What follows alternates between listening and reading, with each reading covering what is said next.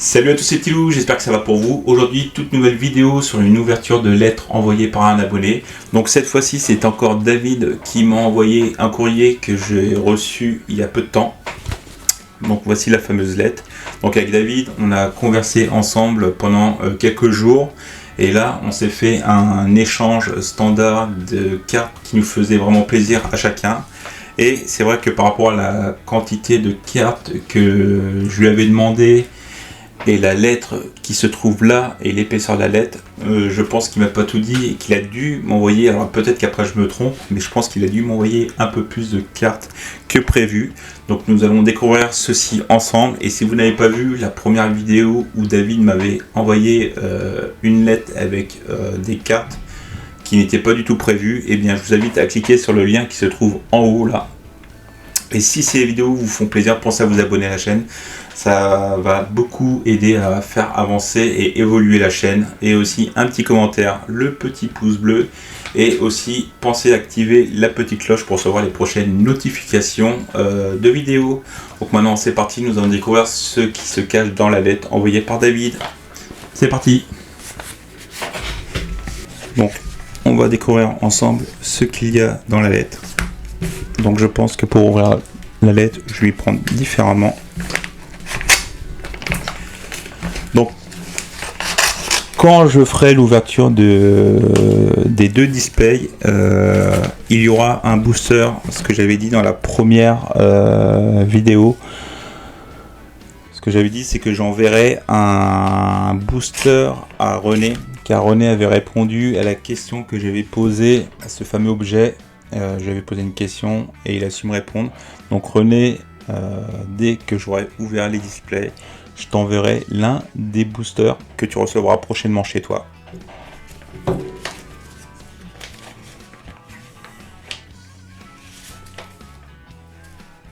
Donc voici le contenu de la lettre. Bonne réception de la part de ton abonné qui t'apprécie. David S avec le petit smiley. Donc merci à toi David. Donc on va voir ce que tu... J'espère que je les prends dans le bon sens pour éviter de spolier.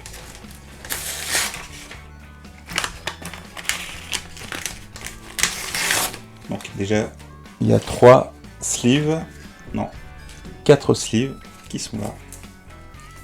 1, 2, 3 et 4. Donc sur les 4 sleeves par laquelle je vais commencer par celle-là. Donc, qu'est-ce qui se cache dans la sleeve? C'est parti, donc je vais commencer par la première. Mark Pashtun. Alors ça, super, c'est vraiment une carte que je trouve magnifique. Ça, c'est vraiment un deck que je tiens absolument à monter, le deck Toon. Parmi tous les decks qu'il peut y avoir, eh bien, j'ai déjà 2 decks. C'est le deck magicien héros que je commence petit à petit à monter. Et c'est vrai que le deck Toon, même s'il paraît pas fort, eh bien c'est un deck qui est vraiment très sympathique. Et c'est vrai que d'avoir des petites cartes comme ça, c'est vraiment très appréciable. Et je trouve vraiment cette carte vraiment très très très belle avec cette ambiance BD. Donc voici pour la carte Mark Pashtun. Elle brille bien. Je ne sais pas si vous pouvez bien le voir. Nous allons lire l'effet de la carte. Ajouter un monde des toons ou une carte qui le mentionne. Mark Pashtun exclut depuis votre deck à votre main. Si un ou plusieurs mondes des toons que vous contrôlez vont être détruites par un effet de carte, vous pouvez bannir cette carte depuis votre cimetière à la place. Vous ne pouvez activer qu'un Mark Pashtun. Deuxième carte, surprise. Waouh! Alors ça c'est l'une des cartes que je tenais absolument à avoir, qui me tenait vraiment à cœur. Je crois que c'est l'une de mes 4 cartes préférées. Donc je sais que l'effet de la carte est complètement fumé, enfin est complètement dépassé par rapport aux nouvelles cartes méta qu'il peut y avoir, les pendules, tout ça. Mais c'est vraiment une carte qui vient du cœur. Donc voici homme, oiseau, de feu, héros élémentaire. Regardez-moi comment elle est trop belle. J'adore. Franchement, elle est magnifique. Donc là, l'effet, je pense que vous le connaissez, c'est faire la fusion avec Avian héros élémentaire et Burstinatrice héros élémentaire. Donc uniquement invocable par fusion lorsque cette carte détruit un monstre en combat et l'envoie au cimetière. Infligez des dégâts à votre adversaire égaux à l'attaque du monstre détruit dans le cimetière. Donc c'est sûr que maintenant, avoir un effet comme ça, c'est complètement vraiment obsolète. Mais franchement, ça peut quand même faire de beaux dégâts pendant un duel.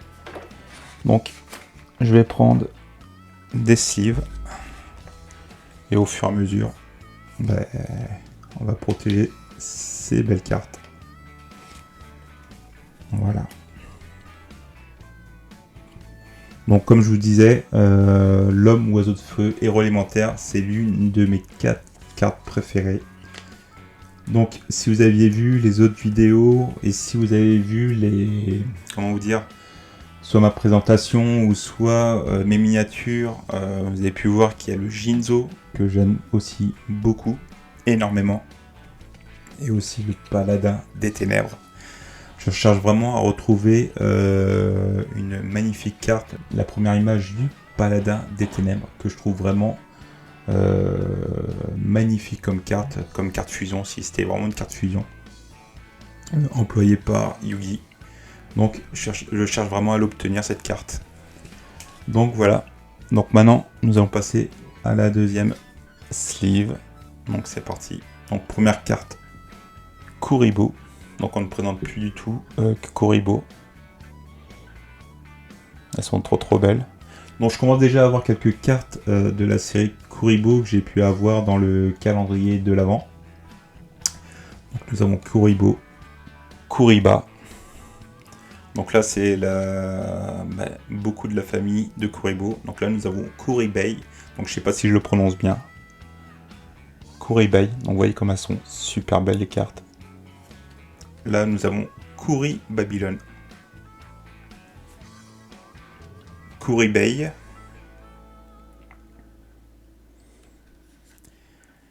Kuribu. Donc là, nous avons fini avec toutes les cartes Kuribo. Donc on va mettre aussi des sleeves au fur et à mesure.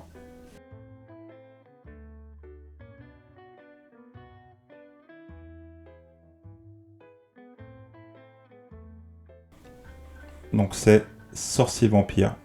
Donc je vais pas lire l'effet, parce que je vais pas lire l'effet de toutes les cartes. Donc je vous laisse faire pause quand le zoom sera fait. Donc vous pouvez mettre sur pause maintenant pour lire l'effet de la carte. Donc je pense qu'au fur et à mesure que vous avez vu les vidéos, je pense que vous doutez que je vais faire aussi un deck spécial, soit vampire, démon ou vampire, bannissement. Je sais pas ce que vous en pensez, donc si vous pouvez me dire dans l'espace commentaire ce que vous pensez, ce que ça donnerait de faire un deck vampire, démon, bannissement, voir si ça ferait un beau mariage. Donc j'attends vos réponses dans l'espace commentaire. Donc une petite sleeve. Voilà. Donc maintenant nous allons passer à la troisième sleeve. Donc elles m'ont l'air épaisse, pratiquement l'une autant que l'autre. Donc je vais commencer par celle-là. On est parti. Le croc de Critias. Waouh. Celle-là aussi elle est vachement belle. On va lire l'effet. C'est une carte qui peut être vraiment très puissante. Cette carte est toujours aussi traitée comme dragon légendaire Critias. Envoyez une carte piège depuis votre main ou terrain au cimetière qui est listée sur un monstre de fusion qui ne peut pas être invoqué spécialement qu'avec le croc de Critias. Et si la carte est posée, révélez-la. Puis invoquez spécialement le monstre de fusion depuis votre extra deck. Vous ne pouvez activer qu'un croc de Critias par tour. Donc, regardez-moi, elle est trop belle aussi. J'adore vraiment les cartes qui brillent comme ça. Et je pense surtout aux cartes qui sont dans les nouveaux blisters, enfin les nouveaux displays. Je parle des cartes de siècle. spécial 25e anniversaire. J'aimerais bien au moins en avoir une et nous verrons dans les prochaines ouvertures si je peux obtenir une carte quart de siècle. Donc voici pour le croc de Critias que je vais sliver. Donc voilà.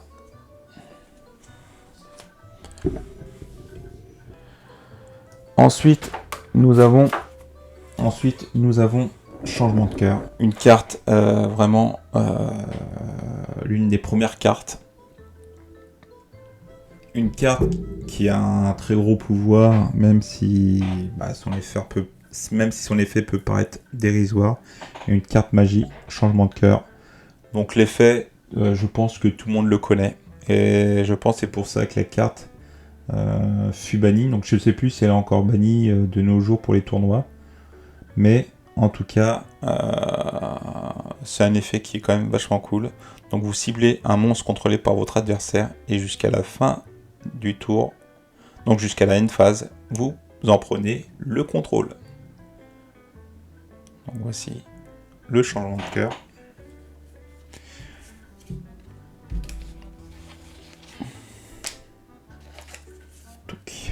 Comme ça. Donc vous invoquez par fusion un monstre fusion depuis votre extra deck qui doit être invoqué spécialement avec fusion des ténèbres en bannissant les matériels fusion mentionnés sur celui-ci depuis votre main et ou cimetière, et ceci est traité comme une invocation fusion avec fusion des ténèbres. Ça c'est super ça. Une trop belle carte. Donc par contre le zoom il a du mal à se faire. Voilà.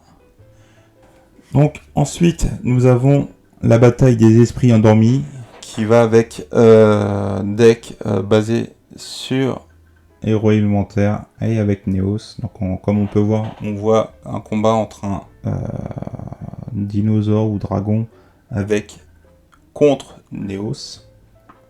Voilà, bataille des esprits endormis. Ensuite, nous avons la griffe du dragon. La griffe du dragon me fait penser à l'équipement qu'avait le dragon noir aux yeux rouges. Je crois que c'était pendant le tournoi de Pegasus. Je suis pas sûr pour 100%, mais je pense. Vous pouvez me le dire aussi dans l'espace commentaire. Ah, et nous l'avons en 2 fois. Donc un petit doublon. Super, merci David. Ensuite, nous avons lignée royale. Donc ça, c'est des cartes qui peuvent aller avec le le chevalier de la reine, du roi et valet. Donc cette carte me fait penser à un display que j'aurais bien voulu avoir et ouvrir. Et si je peux, je vais m'en trouver une et essayer de m'en acheter une.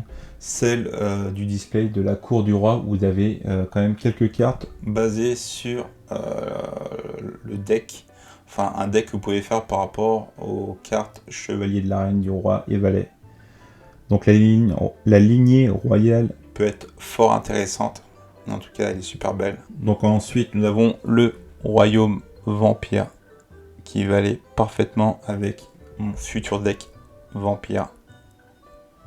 Donc le petit zoom. Allez! Donc durant le calcul des dommages uniquement, les monstres zombies gagnent 500 points d'attaque une fois par tour lorsqu'une ou plusieurs cartes sont envoyées depuis le deck de votre adversaire au cimetière. Ciblez une carte sur le terrain et envoyez un monstre vampire ténèbres depuis votre main ou deck au cimetière, et si vous le faites, vous détruisez la cible. Donc le royaume vampire. Ensuite, nous avons le cercle salamandre. Donc ça, c'est une carte que je connais pas du tout. Donc on va lire les effets. Zoom. Activez un de ces effets. Ajoutez un monstre salamandre depuis votre deck à votre main. Deuxième effet. Ciblez un monstre lien salamandre que vous contrôlez qui a été invoqué par lien en utilisant un monstre du même nom que celui-ci comme matériel ce tour. Et le monstre lien n'est pas affecté par des effets de monstre. Ses propres effets exclus, bien évidemment. Et vous pouvez activer qu'un cercle par tour. Ouais, donc à étudier, voir si je l'utiliserai un jour, c'est par rapport aux monstres liens. Les monstres liens, j'affectionne pas particulièrement, honnêtement. Donc à voir par la suite dans le futur. Et vous avez le monde zombie, donc une deuxième carte. Donc là c'est une carte terrain, je crois. Donc on va lire l'effet.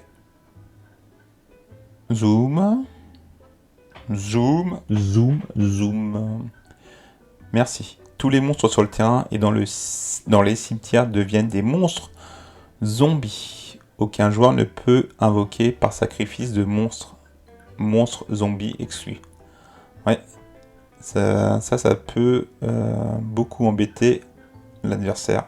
Donc là, vraiment, en peu de temps, je me retrouve, et grâce surtout à David, à beaucoup de cartes zombies. C'est franchement super. Ça, c'est un deck basé sur les zombies, vampires, tout ça. C'est un deck que je voulais faire depuis très longtemps. Et même pendant le temps où j'ai arrêté Yu-Gi-Oh, je voulais me faire un deck comme ça, parce qu'il y avait le Seigneur Vampire, bien évidemment. Et je me suis tâté. C'est vrai qu'en voyant toutes ces cartes et les effets, tout ça, la gueule des cartes qui sont quand même super belles, eh bien je me dis franchement pourquoi pas, et peut-être mélanger ça avec du bannissement, démon, tout ça. Donc à voir par la suite aussi. Donc là on est parti pour le dernier display. Enfin là on est parti pour la dernière sleeve.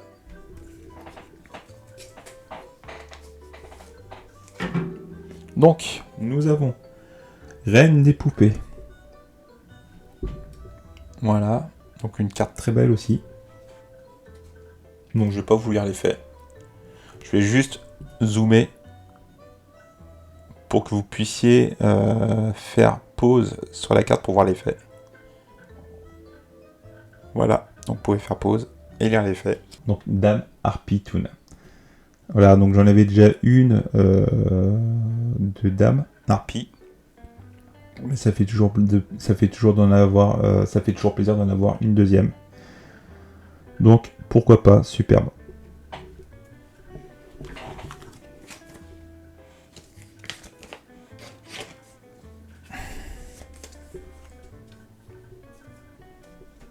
Ensuite, nous avons Bête Cristalline. Là aussi, c'est un deck que je veux faire aussi, c'est sur les bêtes cristallines, en version normale et version maléfique. Regardez-moi comme elles sont trop belles. Oh. Super, donc nous avons bête cristalline chat d'améthyste, bête cristalline tortue d'émeraude.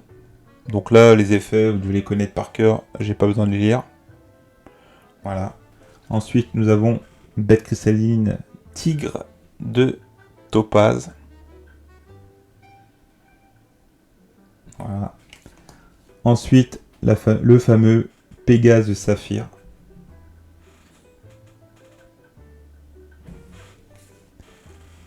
Bête cristalline aigle de cobalt. Oh, elles sont trop belles. Voilà, j'adore. Donc voici déjà pour tout ce qui est bête cristalline. Donc là en bête cristalline, il me manque le mammouth et aussi l'escarboucle. Donc si l'un de vous qui regardez cette vidéo, eh bien vous avez ces deux cartes dans cette version. Voilà. Eh bien vous pouvez me contacter par Messenger ou bien en me laissant un commentaire en dessous de cette vidéo. Donc si vous avez l'une de ces deux cartes, eh bien pensez à m'écrire si vous l'avez.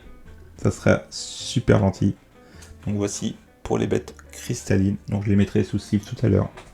Ensuite nous avons le requin à gauche que je ne connais pas du tout.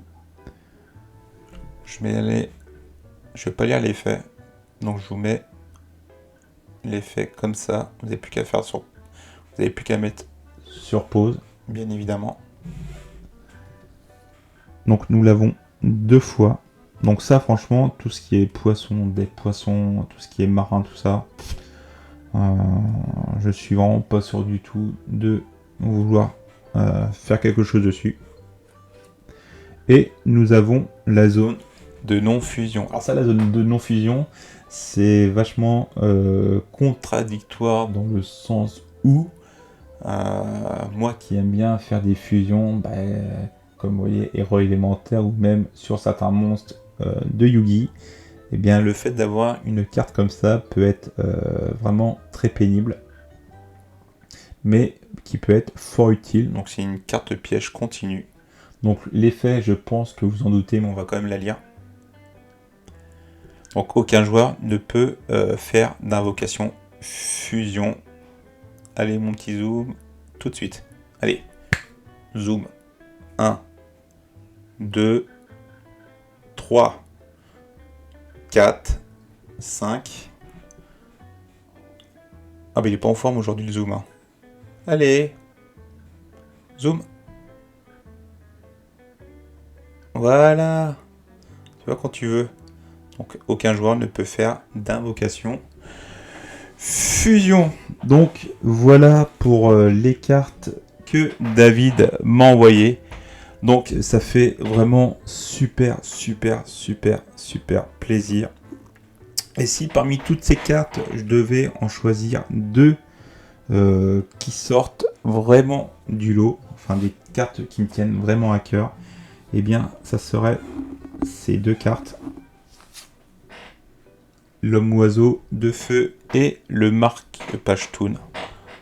Donc voici pour les cartes. Donc encore merci à toi David pour cet échange de cartes et puis ces petits bonus. Ça fait vraiment très plaisir. Puis n'hésite pas par la suite, si tu as d'autres cartes, qu'on puisse communiquer pour essayer de se refaire des échanges.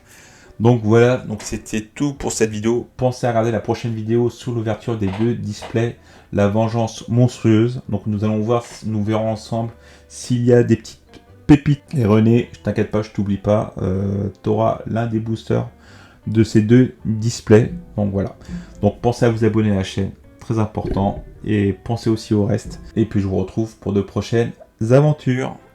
Ciao les petits loups.